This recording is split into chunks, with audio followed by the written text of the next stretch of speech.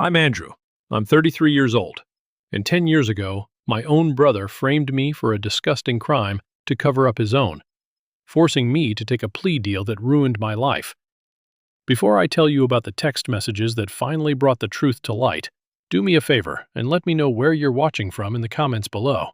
It's always incredible to see how far these stories can reach. Okay, so it all started on a Tuesday, a completely ordinary Tuesday. The air in my small apartment smelled like solder and old coffee, the way it always does. I was hunched over a vintage amplifier, the kind with glowing vacuum tubes, trying to trace a buzzing sound that had driven its owner crazy. This is my world now. Wires, circuits, the quiet logic of machines. Machines don't lie. That's when my phone buzzed on the workbench. It wasn't a call. It was an email. The sender's name was just Isabella. I didn't know any Isabella, but it was the subject line that made the world stop. It just said the truth about Leo. Leo, my brother, the golden boy. The name itself felt like a ghost in my apartment, a word I hadn't spoken out loud in years. My heart started that familiar heavy thud against my ribs, a drumbeat of old trauma. For a decade, I had built a life on the ashes of the one he burned down. I had rules, no contact, no questions, no looking back. And now this. The email was short. It said she was his fiancée, that they had a son, and that she had found things. Things that didn't add up. Attached were two files. One was an audio recording. The other was a PDF file, password protected. My hand hovered over the screen, shaking. Part of me, the part that had learned to survive, screamed to just delete it, to throw the phone against the wall and get back to the safety of my amplifier. What good could come from digging up a grave? But another part of me, a part one thought had died a long time ago, felt a flicker of something. Not hope. It was too early for hope. It was just a question. And that question pulled me back 10 years, back to a courtroom that smelled of old paper and stale justice. I wasn't in my workshop. I was 23, wearing a suit that was too big for me, standing before a judge. I can still see his face, bored and impatient. He wasn't looking at me. He was looking at a file. My life reduced to a file. He read the sentence. 5 years probation, lifetime registration as a sex offender. The words didn't even feel real. They were just sounds in a room. I remember turning my head just for a second and looking at my family. My mother, Helen, was crying into a tissue, her shoulders shaking. My father, Robert, stared straight ahead, his jaw set like stone, a mask of grim duty. And then there was Leo, my 16-year-old brother. He wouldn't look at me. He just stared at his hands, the perfect picture of a shattered victim. The lie was complete. The gavel came down, and the sound echoed in the silent room. That echo, it never really stopped. It followed me out of that courtroom and into the broken life that was waiting for me. I didn't know it then, but the truth was already buried, waiting for a stranger to come along with a shovel. To understand how it all went so wrong, you have to understand my family's solar system. And in our house, my brother Leo was the sun. I was maybe a distant, forgotten moon. For years older, but always in his shadow. Leo was brilliant, straight A's, captain of the debate team, the kind of kid who teachers loved and parents bragged about. He had this easy charm that could talk anyone into anything. Our parents, Robert and Helen, orbited him constantly. His achievements were announced at dinner parties. His trophies lined the mantelpiece. His future was the family's favorite topic. They were saving for his college fund like it was a sacred duty. My world was the basement down there. It was cool and quiet. It smelled of dust and ozone. It was my sanctuary, filled with dissected radios, old computer towers, and tangled nests of wires. I wasn't good at school. The abstract world of textbooks just didn't click for me. But if you gave me something broken, something with a circuit board and a power source, I could make it work. I could understand it. It made sense in a way that people didn't. Leo used to come down sometimes back when we were younger. He'd watch me work, his eyes wide with a flicker of genuine curiosity. But as we got older, that changed. The basement became Andrew's weird hobby. It was the place he didn't bring his popular friends. Unknown to our parents, it was a source of mild embarrassment. I don't know what we're going to do with him. I'd hear my father mutter to my mother late at night. Leo's got his path set. Andrew, he just plays with junk. I remember one night vividly. I was 18. I had just spent a week building a custom sound system for my beat-up car, soldering every connection myself. I was proud. I brought it up to show them during dinner. I barely got a sentence out before my dad cut me off. "That's nice, Andrew. Leo, tell your mother what Mr. Henderson said about your history paper." And just like that, I was invisible again. Leo launched into a story about his teacher predicting he'd get into an Ivy League school. My mom beamed. My dad nodded with satisfaction. I just stood there for a moment, holding a speaker, feeling like a ghost in my own home. I didn't resent Leo. Not really. How can you resent the sun? I just wished for once that someone would acknowledge my light. 2. No matter how small it was, I quietly went back down to the basement. I didn't feel anger, just a quiet, hollow ache. The truth is, they had been setting the stage for Leo's lie for years. They had already decided who was valuable and who was disposable. I just hadn't realized it yet. The shift started when Leo turned 16. That easy charm of his started to harden around the edges. He started hanging out with a guy named Marcus. Marcus was a couple of years older, and he had that kind of swagger that screamed trouble.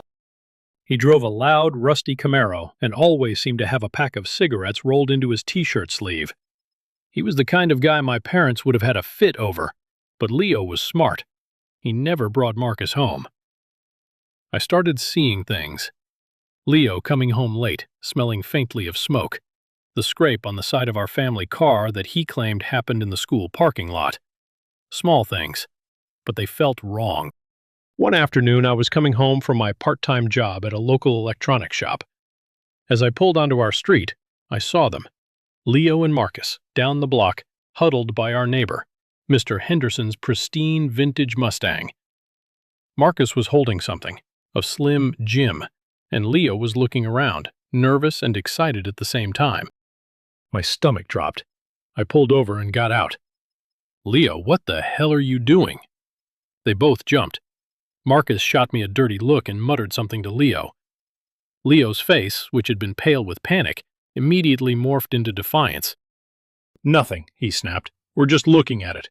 "God, can you not be so paranoid?" "Looking at it with a slim Jim," I said, my voice rising. "Get away from the car, Leo, now." Marcus stepped forward. "Who do you think you are, man? His dad?"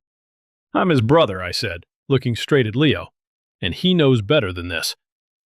A flicker of something, shame maybe, crossed Leo's face, before it was replaced by that familiar manipulative mask. He turned to Marcus. "Let's just go. He's going to ruin everything." Then he looked at me, his eyes cold. "You're just jealous. You've always been jealous that I have friends and a life." That night, I tried to talk to him. I cornered him in the hallway. "Leo, Marcus is bad news.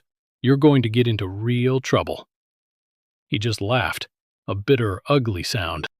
"And you're my savior, the guy who lives in the basement." "Don't worry about my life, Andrew. Worry about your own."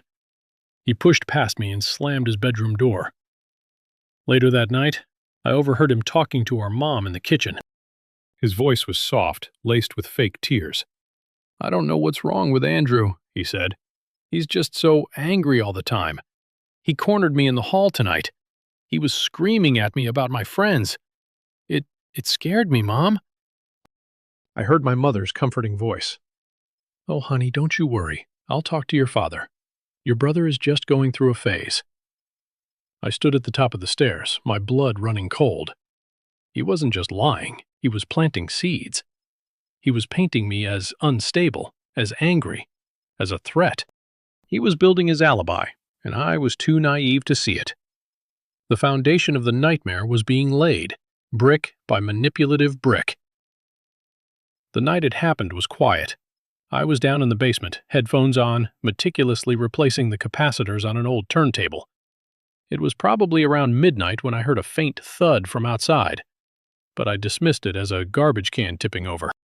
I finished my work around 1 a.m., cleaned my station, and went upstairs to a silent house.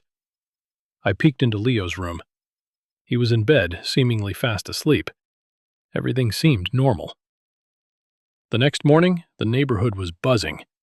Mr. Henderson's classic Mustang, the one he spent every weekend polishing, was gone. Not just gone, but dragged out of his driveway, leaving deep gouges in the asphalt before disappearing. The police were there taking statements. I felt a knot of dread in my stomach. I knew who was involved. I just knew. I decided I had to talk to Leo before our parents got home from their weekly grocery run. I went to his room, but the door was locked. I knocked. "Leo, we need to talk." Silence. Then a muffled, "Go away." "Lo, I know you and Marcus had something to do with Mr. Henderson's car. You have to tell Dad what happened." The door flew open. Leo's face was pale. His eyes were red-rimmed and frantic. "I don't know what you're talking about," he whispered, his voice trembling. "And you need to shut up. You need to shut your mouth right now." He looked terrified, but it was more than just fear of getting caught. It was something deeper, something colder.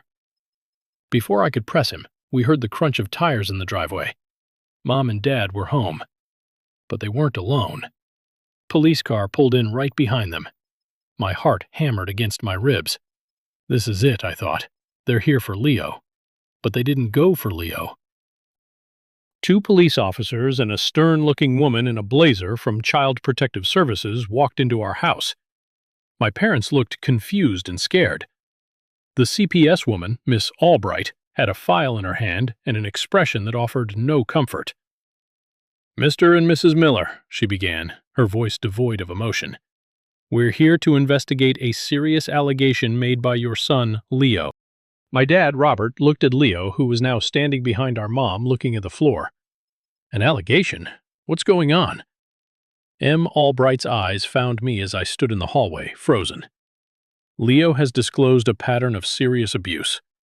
"Andrew," she said, my name sounding like a verdict. "He's accused you of sexually assaulting him." The world tilted on its axis. The air left my lungs. I looked from the woman's cold face to my parents. My mother's hand flew to her mouth, a horrified gasp escaping. My father's face, a mask of confusion just seconds before, hardened into one of pure disgust as he looked at me. At his son, there was no question in his eyes, only condemnation. I looked at Leo. He was crying now, silent tears streaming down his face as he buried his head in our mother's shoulder. And through his fake sobs, he uttered the words that sealed my fate. The words that acted as the nuclear option he and Marcus had planned. "I'm sorry," he choked out, his voice muffled. I couldn't keep his secret anymore." The next few hours were a blur of cold, bureaucratic horror. They separated me from my family immediately. 2 officers took me down to the station, putting me in a small, windowless room that smelled of stale cigarettes and disinfectant. It was an interrogation room just like on TV, but there was nothing entertaining about it. A detective, a heavy-set man named Rivers, sat across from me. He had a file open, but he barely looked at it. His eyes were locked on me, filled with a lazy, confident contempt. He thought he knew who I was. The town weirdo, the basement dweller, the freak. "So, Andrew," he started leaning forward. "Tell me about your hobbies." I tried to explain. "I fix things. Electronics, old stereos, computers." He smirked. "Aha! So you spend a lot of time alone down in the basement. Your brother says you'd lock the door." "For concentration," I said, my voice sounding weak even to my own ears. "You need a steady hand for soldering." "A steady hand," he repeated slowly, letting the words hang in the air, twisting them into something sinister. "He says you made him watch. He says you told him it was your special place, your secret world." Every innocent detail of my life was being taken, examined, and reassembled into a monstrous narrative. My passion for electronics became a creepy obsession. My need for quiet became secretive behavior.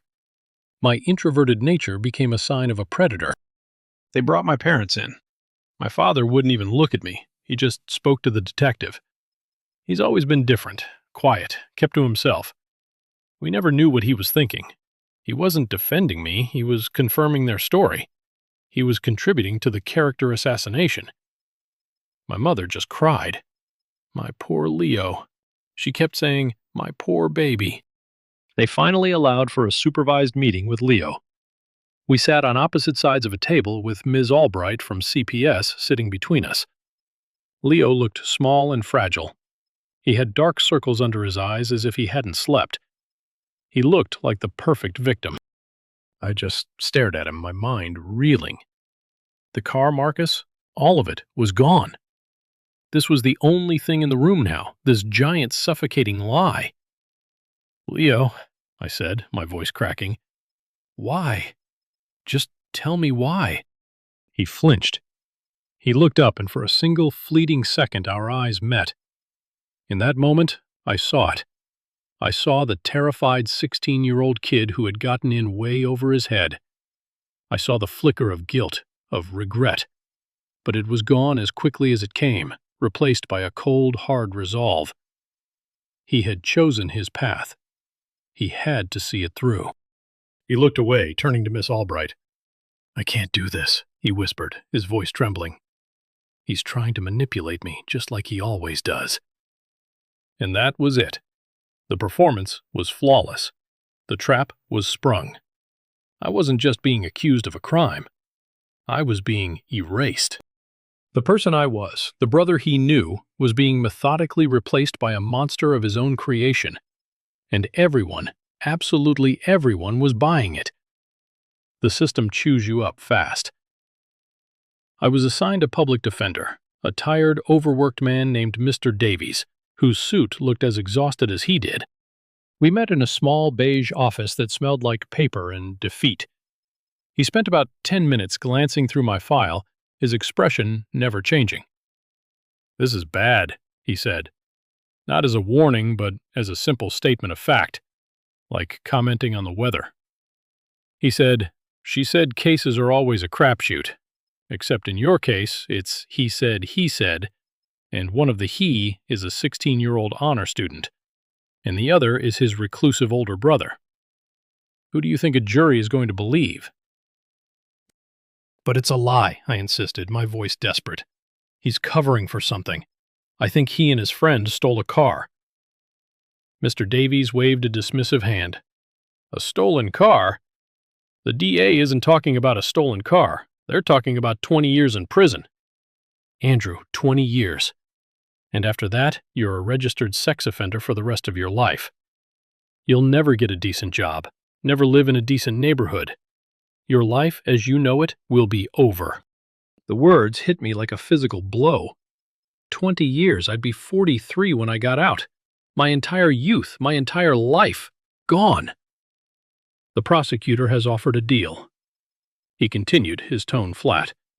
"It's called an Alfred plea. You don't admit guilt, but you acknowledge that the state has enough evidence to likely convict you. You plead no contest. In exchange, they drop the felony charges. You get 5 years of probation, and you still have to register. It's a terrible deal, but it's a hell of a lot better than 20 years. I felt sick. "So, I have to say I did it." "You have to say they can prove you did it," he corrected. "It's legal maneuvering. It's the best you're going to get." The final nail in the coffin came from my own father. He visited me at the county jail, speaking to me through a thick pane of glass on a crackling phone line.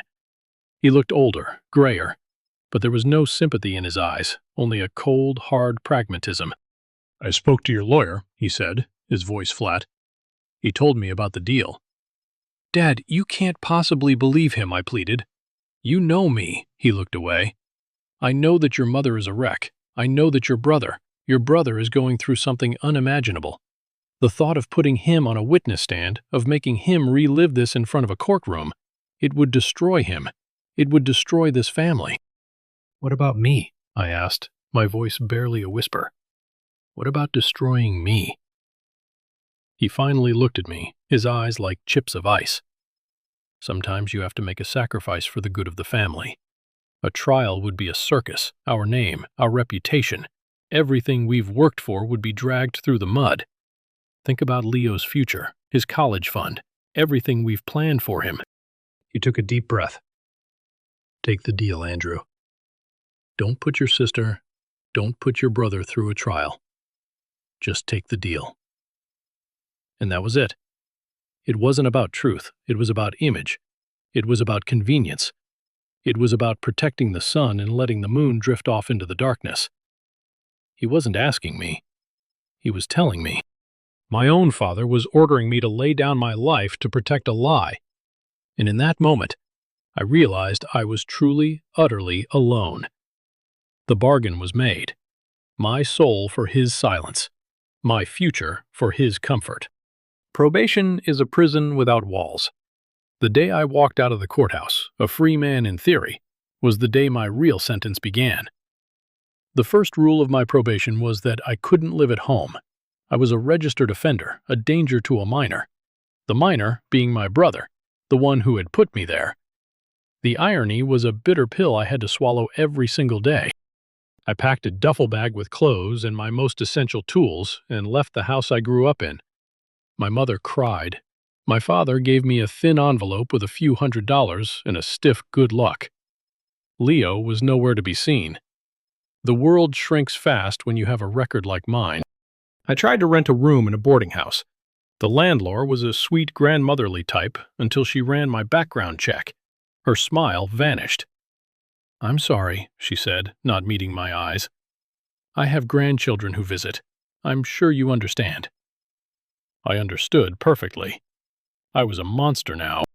Finding a job was even worse. I was a good technician, but no one cared. The box I had to check on every application was a death sentence. "Have you ever been convicted of a crime?" "Yes." And the interview would end. My salary prospects went from low to non-existent. For the first few months, I lived in my car, a 1998 Toyota Corolla with a bad alternator and rust creeping up the wheel wells. It was my home, my transportation, and my prison cell all in one. I'd park in 24-hour grocery store lots or on quiet industrial streets, trying to be invisible. I bought a cheap membership to a Planet Fitness so I could use the shower and pretend to be normal for an hour each day. Loneliness is a physical thing. It's a cold that settles deep in your bones. I tried dating once. I met a woman named Sarah at a coffee shop. She was kind and funny, and for a few weeks, I felt almost human again. But the lie was always there, sitting in the back of my mind. I knew I had to tell her. I sat her down one night and stumbled through the story. I told her it wasn't true, that it was complicated. I watched her face as I spoke, saw the warmth in her eyes slowly curdle into fear and suspicion. She didn't say much. The next day, she texted me. "I can't do this. I'm sorry." I never heard from her again. That was the night I hit rock bottom. I sat in my car, parked behind a deserted strip mall. The envelope for my dad, long since empty. The weight of the last few months, of the injustice, of the utter hopelessness, came crashing down on me. For a fleeting, terrifying moment, I thought about just ending it, driving my car into a wall, or just stopping. But then my eyes landed on the duffel bag in the passenger seat. My multimeter was sticking out of a side pocket, my soldering iron, my tools, the only things in the world that still made sense, the only things that were still mine. And I thought about that turntable I was fixing on the night it all went wrong. It was still in the basement, unfinished. The thought was small, but it was enough. It was a flicker of a pilot light in the darkness. I wasn't done yet. They had taken my name, my family, my future. But they couldn't take this. They couldn't take what was in my hands and in my head. I started the car, the engine rattling in protest, and drove. I didn't know where I was going, but I knew I wasn't going to stop. For months, I scraped by on odd jobs for cash, repairing broken vacuums, fixing lamps. Anything people would pay me a few bucks for without asking for my last name. It was a meager existence, but I was surviving. My probation officer, a hard-ass named Davis, watched my every move. He'd show up unannounced at the cheap motel room I was finally able to afford, tossing the room, looking for any reason to violate me. He saw the label on my forehead and nothing else. One day, I was walking through a rundown industrial part of town when I saw it. A small, handwritten sign taped to the window of a dusty, cluttered electronics repair shop. Help wanted. The shop was called Chen's Electronics. It looked like it had been there since the dawn of time. I hesitated. I had been through this dozens of times. The hope, the forced smile, and then the inevitable rejection. But something pushed me forward. The worst they could do was say no. I was used to no. Inside the shop was a wonderland of organized chaos. Shelves overflowed with schematics, components, and gadgets from every era. Behind the counter was a small, elderly Asian man with kind eyes and hands stained with a lifetime of work. This was Mr. Chun. I asked about the job. He looked me up and down, his gaze sharp. He asked me a few technical questions, things only a real technician would know. I answered them easily. He nodded, impressed. Then came the hard part. "There's something you should know," I said, my stomach twisting. "I have a record." I braced myself for the familiar change in his expression, the polite dismissal. But it didn't come. He just looked at me, his expression unreadable. I took a breath and told him everything. I didn't make excuses. I just laid out the facts, the accusation, the plea deal, the probation. I ended by saying it wasn't true, but that's what the paper says. He was silent for a long time, just studying my face. I thought he was going to tell me to leave. Instead, he picked up a broken radio from the counter. "The amplifier circuit on this is shot," he said, his voice raspy. "How would you fix it?" I blinked, thrown off. I looked at the radio and my brain switched into its comfort zone. Well, I began first. I checked the power transistor for a short. If that's good, I test the voltage on the filter capacitors. I talked for 5 minutes. When I finished, he just nodded slowly. "You start tomorrow," he said. 8 a.m. in this shop. I do not care what the paper says.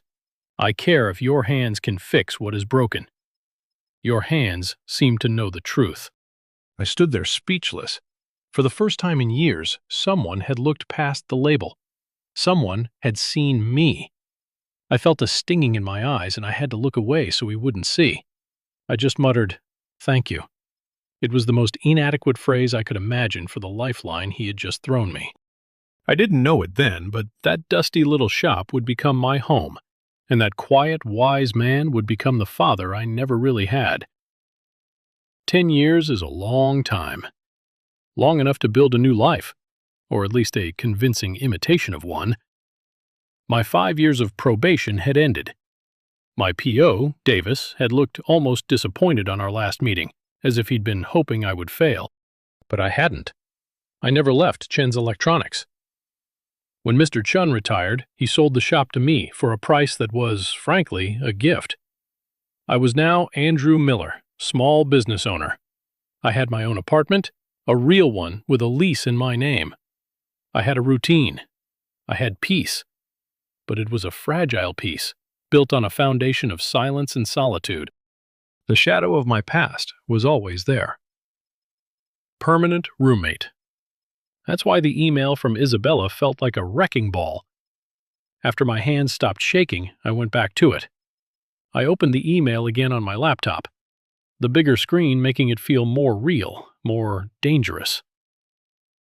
"My name is Isabella Rossi," it read. "I am Leo Miller's fiancée. We have a 5-year-old son, Liam.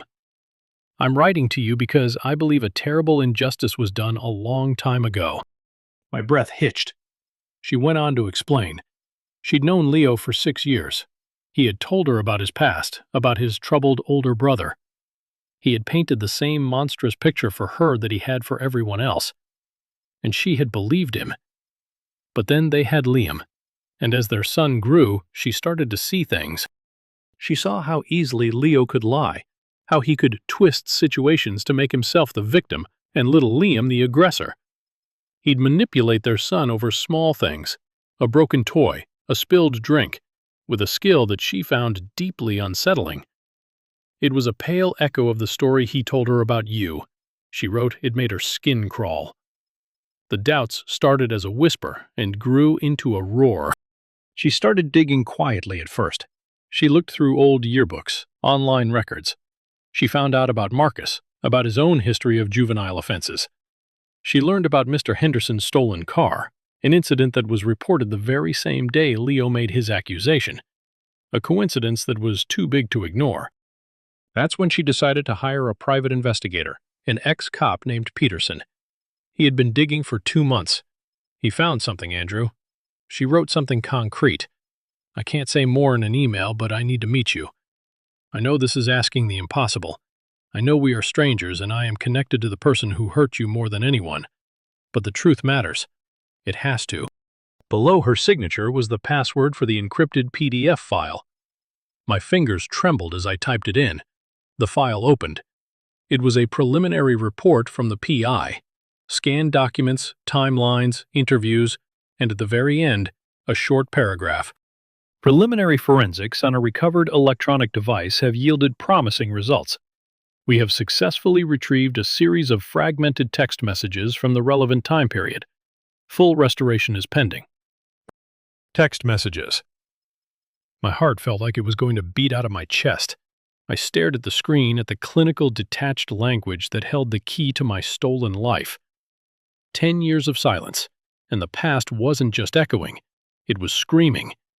And for the first time, I felt a terrifying, dangerous thing stirring within me. Hope. We met at a quiet, out-of-the-way diner halfway between my city and hers. The kind of place with vinyl booths and coffee that's been on the burner a little too long. I got there early, picking a booth in the back corner where I could watch the door. I felt like a spy in my own life story. Isabella arrived right on time. She was sharp, elegant, with eyes that were both intelligent and exhausted. She looked like a woman who hadn't been sleeping well for a long time. With her was an older man with the quiet, observant demeanor of a cop. This had to be Peterson, the PI. The introductions were awkward. A handshake felt too formal. But what else was there? We were 3 strangers bound together by a decade-old lie. Andrew, Isabella began, her voice soft but steady.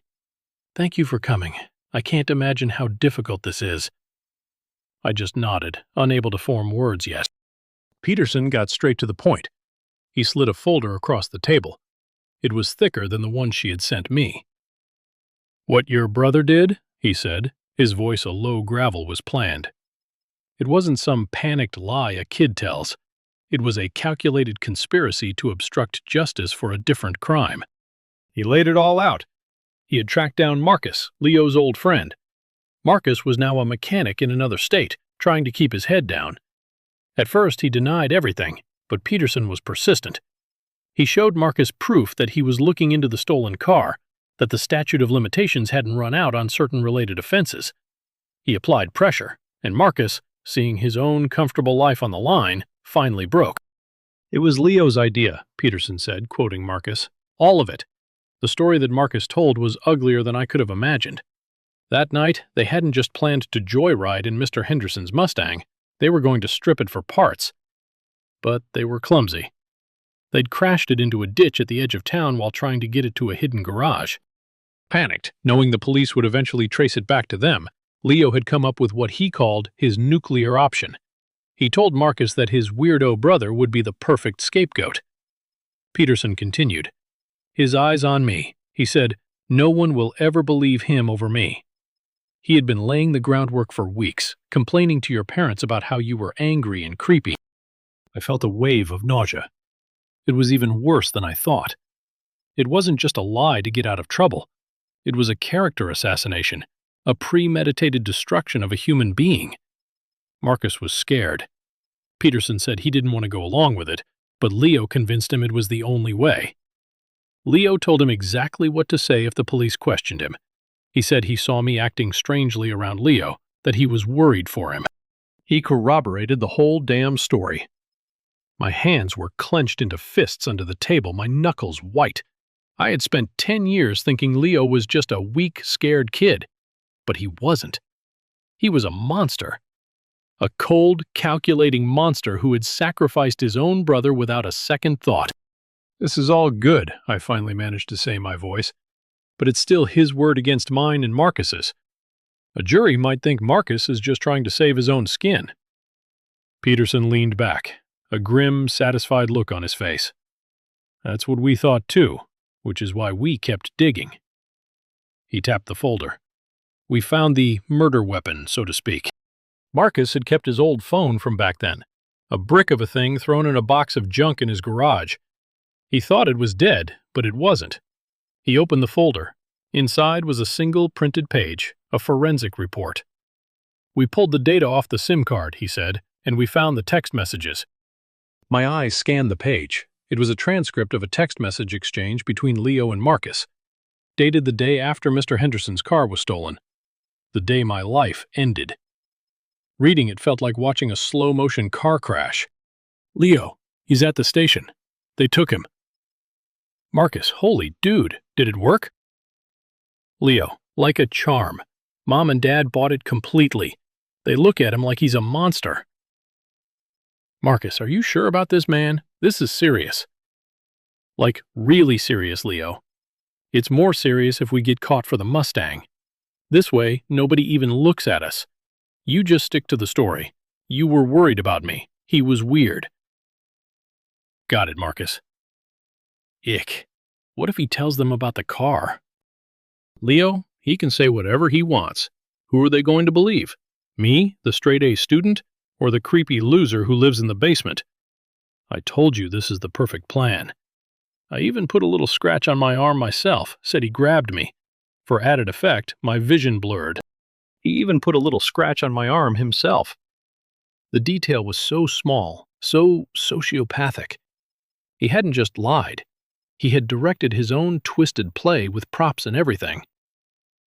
"Marcus, this is messed up, Leo." "What's messed up is you almost getting us caught.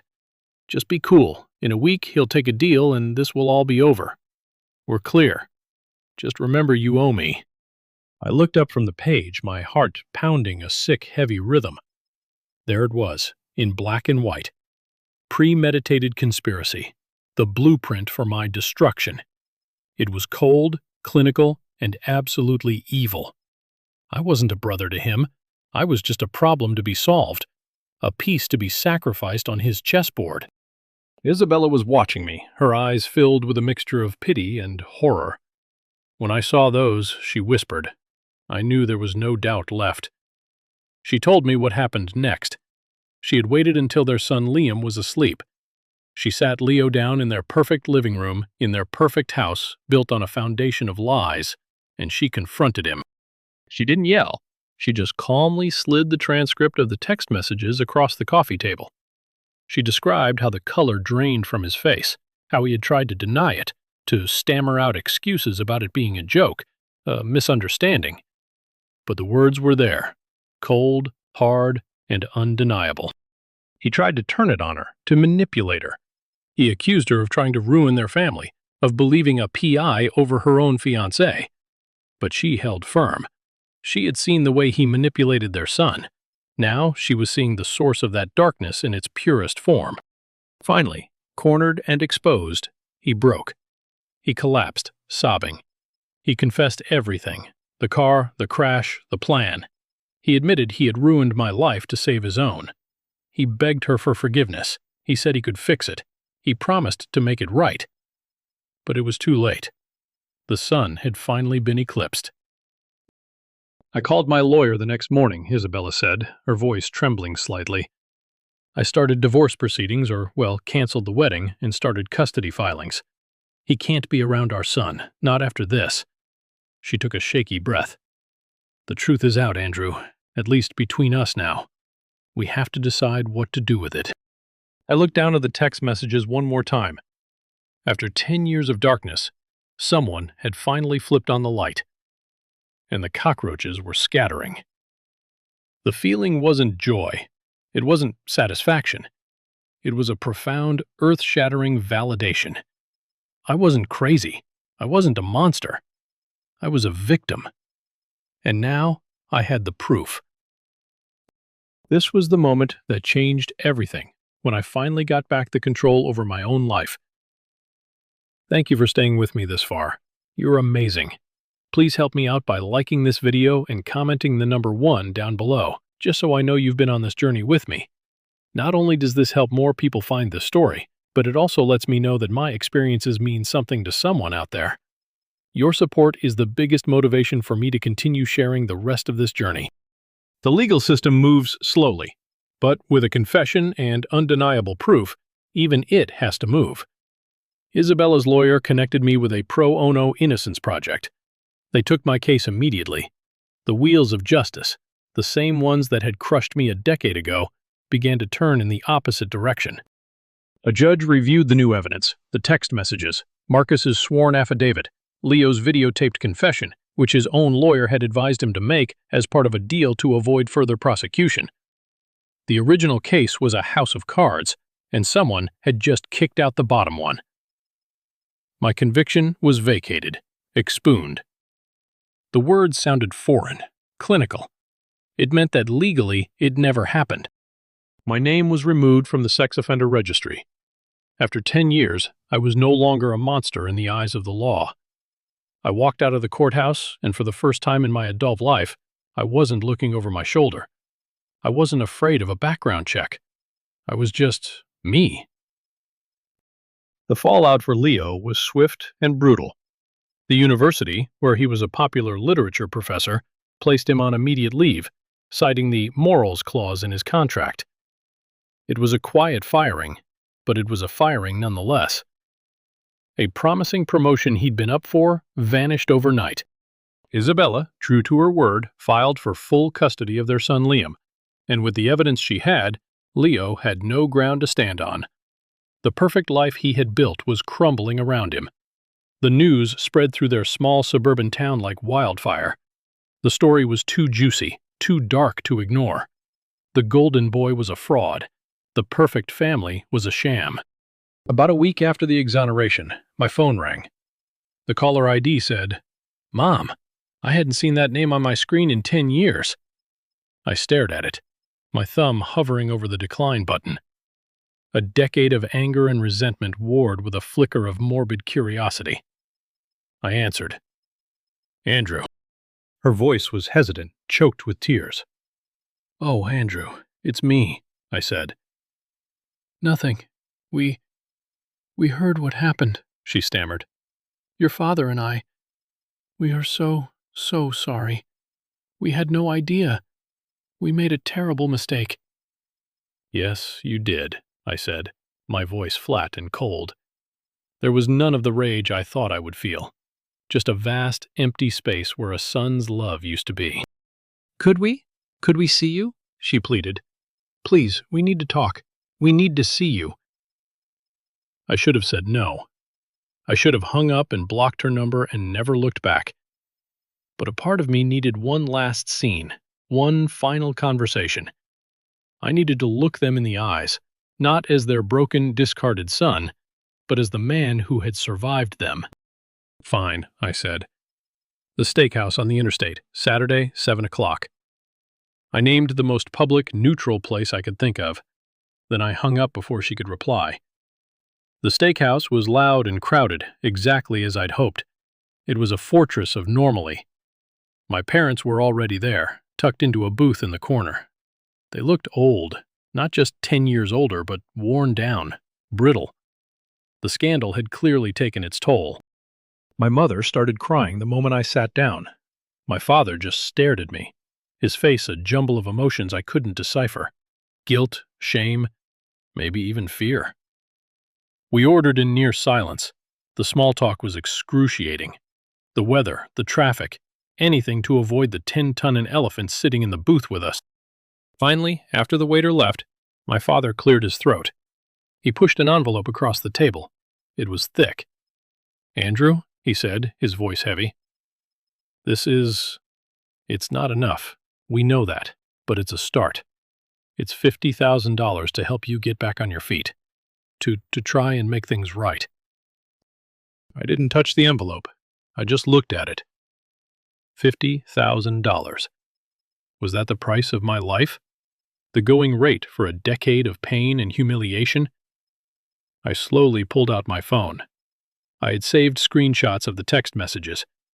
I turned the screen toward them. "I don't want your money," I said, my voice quiet but carrying over the restaurant's den. "I want you to understand." I started to read Leo's words out loud. They look at him like he's a monster. What are they going to believe? Me, the straight-A student, or the creepy loser who lives in the basement? I even put a little scratch on my arm myself, for added effect. My mother gasped, her hand flying to her mouth. My father flinched as if I'd struck him. "He wasn't a scared kid, Mom," I said, looking directly at her. "He was a co-conspirator in his own lie. He was meticulous, and you too. You were his willing accomplices." "We didn't know," she sobbed. "He was just a child. He was our son." The words snapped something inside me. And what was I? I shot back, my voice dangerously low. I was 19, barely an adult myself. Where was my protection? Where was my benefit of the doubt? You didn't even hesitate. You threw me to the wolves to protect your perfect son and your perfect family name. I pulled up the sleeve of my left shirt, just enough to show the faint, silvery line on my wrist from that night in my car. A scar they had never seen, a pain they had never known. "This," I said quietly, "this is what your mistake caused." My mother saw it. Her face went ashen. She made a choking sound, stood up abruptly, and stumbled toward the restroom. My father just sat there, his face buried in his hands. For the first time in my life, I saw my father, Robert Miller, the man of stone, completely and utterly broken. The power dynamic in our family had just shifted forever. I left them in the restaurant. I didn't take the envelope. I didn't say goodbye. I just walked out into the cool night air and drove away, feeling nothing but the strange, clean emptiness of a final ending. A few days later, my curiosity got the better of me. That $50,000. It seemed like such a specific, large amount for my parents to have on hand. My father was a comfortable middle manager, not a millionaire. It felt off. My exoneration came with a small team of legal aides who were helping me tie up loose ends.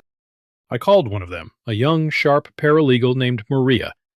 I asked her a hypothetical question. When someone is exonerated after a wrongful conviction, is there ever any kind of compensation from the state? "Absolutely," she said immediately. "It depends on the state, but there's almost always a restitution fund for victims of wrongful incarceration or coerced pleas. Based on your case, you'd likely be entitled to a significant sum." "Why do you ask?" My blood ran cold. "Can you check if a claim has been filed or paid out in my name?" She called me back an hour later. Her voice was tight with anger. "Andrew," she said, "the state approved your compensation payment 2 weeks ago. A check for $50,000 was mailed out. Since your address on file was from 10 years ago, it was sent to your parents' home." The breath left my body in a rush. It wasn't their money. It was my money. The money the state was giving me for the life they had helped take. And they had tried to pass it off as their own grand gesture of reconciliation. They weren't trying to apologize. They were trying to buy my forgiveness with my own damn money. It was a final, desperate act of manipulation from a family that knew nothing else. That was the moment I realized that their talk of protecting the inheritance or the family name was just a cover. This was about control. It had always been about control. This last betrayal was different from the first. The first one had destroyed me. This one liberated me. It severed the last threadbare cord of familial obligation I might have felt. They weren't just flawed, mistaken people. They were rotten to the core. There was nothing left to salvage. There was no relationship to mourn. It was like I was finally witnessing the funeral of the family I thought I had, and I felt nothing but relief. I called a courier service. I had them pick up the check from my lawyer who had already intervened to get it from my parents and deliver it to their house. Tucked into the envelope, I included a simple, handwritten note. I don't need your money. I don't need anything from you ever again. That night, for the first time in 10 years, I slept without nightmares. The ghosts were gone. They hadn't been exorcised by forgiveness or understanding. They had been banished by the cold, hard, and wonderfully liberating truth. I was finally completely free of them. 1 year can change everything. The city I had lived in held too many ghosts, too many streets that reminded me of sleeping in my car, too many faces that looked at me with pity. With the real compensation money, which turned out to be significantly more than the initial check, I made a clean break. I moved 3 states away to a sunny mid-sized city by the coast, where nobody knew my name. The first thing I did was find Mr. Chun. I flew him out, put him up in a nice hotel, and made him an offer. I wanted to buy his old shop's name and legacy. He tried to refuse, but I insisted. He had saved my life, and this was the only way I knew how to honor him. I found a perfect storefront downtown and opened Phoenix Electronics. The name felt right, rising from the ashes and all that. It was bigger than Mr. Chen's old place, cleaner, more modern, but it had the same heart, a place where broken things could be made whole again. The business took off. My reputation for being able to fix anything, especially vintage audio gear, spread quickly among collectors and musicians. For the first time in my life, I was not just surviving, I was thriving. I was known not for my past, but for my skill, not as a monster, but as a craftsman. I started to let people in. I joined a hiking club. I started dating a woman named Clara, a kind-hearted landscape architect who loved my quiet nature. When I told her my story, she didn't flinch. She just took my hand and said, "I'm so sorry that happened to you, but that's not who you are." Simple as that. She saw me. Life was good. It was calm. One afternoon, a letter arrived at the shop. It had no return address, but I recognized Isabella's elegant handwriting. My heart did a little jump, a residual echo of the old anxiety. But I wasn't afraid anymore. Inside was not a letter, but a photograph. It was a picture of a little boy about 6 years old, with bright, curious eyes and a mop of dark hair. He was sitting at a small workbench, a toy robot in pieces in front of him, a tiny screwdriver in his hand. He was smiling, a look of intense concentration on his face. Liam. I turned the photo over. On the back, Isabella had written a short note. Andrew, he's a lot like you. He loves taking things apart to see how they work. I tell him all about his uncle, the genius who can fix anything. I told him you are a strong, kind man who went through something terrible and came out the other side. He's proud of you. I am too. Thank you for giving us the truth, Isabella. I stared at the picture for a long time. This little boy, my nephew, would grow up knowing a different story. He would know the truth. The cycle of lies and manipulation was broken. My suffering had not been for nothing. It had paved the way for something better for the next generation. A future built on truth, not secrets. A genuine, unforced smile spread across my face. I taped the picture to the wall above my workbench, right next to a photo of Mr. Chan and me on the day we opened the new shop. My past and my future. My real family. It's funny how life works out. I spent so many years defined by a single catastrophic event. My life was divided into 2 parts, before the lie and after. But now, standing here in my own shop, the air smelling of solder and opportunity, it feels different. I'm not just the after, I'm something new entirely. The shop is doing well. I've even hired a couple of young techs, kids who are hungry to learn. I see the same fire in their eyes that I had in that basement all those years ago. But I make sure they know their work has value. I make sure they feel seen. I don't think about my biological family much anymore. They're not a source of anger or pain. They're just gone. They've become irrelevant to my story. The final chapter belonged to me, not them. About 6 months ago, I got one last letter. This one was from Leo. It was a long, rambling apology full of words like remorse and atonement. He wrote about how he was in therapy, how he was trying to understand the darkness inside him. He said he didn't expect me to forgive him, but he hoped that one day I could. I read the whole thing standing by the trash can in my kitchen, and when I was done, I just let it drop. I didn't feel anger. I didn't feel pity. I felt absolutely nothing. Forgiving him felt like a chore. And honestly, he didn't deserve to take up any more of my time. Not even in my thoughts. His apology wasn't for me. It was for him. A way to make himself feel better. I wasn't interested in being a part of his healing journey. I was too busy living my own. Sometimes a customer will bring in a device that seems hopelessly broken. They'll say, "I think it's a lost cause. Maybe I should just throw it away." And I always smile and take it from them. "Let's plug it in." I'll say, "Let's see if there's still a light on inside." Because I've learned that you can't judge the whole machine by its battered casing. I've learned that even after the worst short circuit, after the power has been cut for a very long time, there's always a chance you can fix what's broken. Sometimes you just have to rebuild it yourself, piece by piece.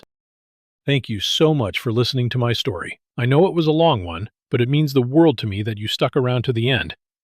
I hope this story reached you in some way. Have you ever had a moment that completely changed the course of your life? I'd be honored if you'd share your thoughts in the comments below. And please, don't forget to like and subscribe so you don't miss what comes.